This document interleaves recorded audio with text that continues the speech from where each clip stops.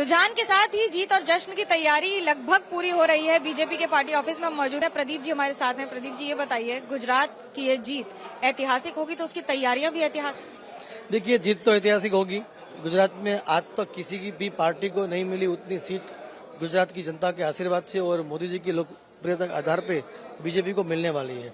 और vote share भी आज तक किसी भी पार्टी को नहीं मिला होगा, उससे कई गुना ज्यादा वोट शेयर भी बीजेपी को मिल रहा है। तो एक बात साफ है कि बीजेपी फिर से एक बार शासन में आ रही है। ये जीत है और जनता की है, तो इस जीत का जश्न भी गुजरात की जनता मनाएगी। भाजपा के कार्यकर्ता उस जश्न में शामिल होंगे। शामिल कैसे होंगे? क्या मिठाई की तैयारी हो रही है, कुछ और ढोल नगाड़े वगैरह क्या क्या हो रही है तैयारी? जनता तय करेगी। जनता को इतना बड़ा विजय किस तरह से उनको विजय को मनाएंगे वो तय करेंगे। हम उस विजय में सम्मिलित होंगे। जो व्यवस्था जनता करेगी हम उसका लाभ लेंगे। आम आदमी पार्टी कह रही है एमसीडी में जैसे बीजेपी को हरा रहे हैं, गुजरात में भी हम सरकार बनाएंगे, भले कांग्रेस के साथ की जरूरत। देखिए, गुजरात की जनता विकास और राष्ट्रवाद को समर्पित जनता है। यहाँ 27 साल से बीजेपी है।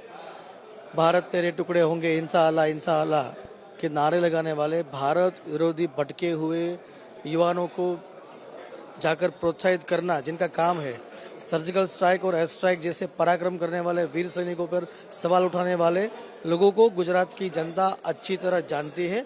यहाँ उनकी हर सीट पे डिपॉजिट जाएगी। डिपॉजिट उनकी कहाँ बच रही है ना, उसका लिस्ट मुझे चाहिए।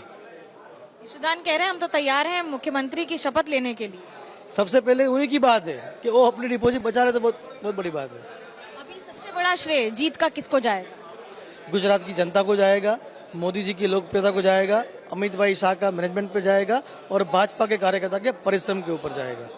और आपका खुद का एनालिसिस या यूं कहें यही रात अंतिम, यही रात भारी है, कोई टेंशन हो रहा है? नहीं, बिल्कुल कोई टेंशन नहीं है, क्योंकि गुजरात की जनता के आशीर्वाद भाजपा के साथ है।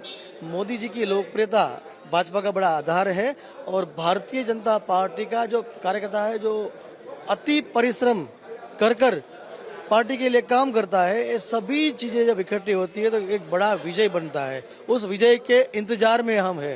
वोटर टर्नआउट का जो कम या ज्यादा रहा, उसका कोई अंतर पड़ता है?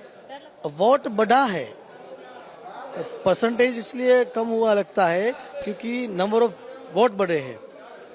करीबन 15 लाख वोट बढ़े हैं इस चुनाव में 2017 के मुताबिक, और यही 15 लाख वोट बीजेपी को मिले हैं। तो बीजेपी को 2017 के चुनाव के ध्यान में रख के ज्यादा सीटें भी मिलेगी और वोट शेयर भी बीजेपी का बढ़ेगा। 24 का आगाज है ये?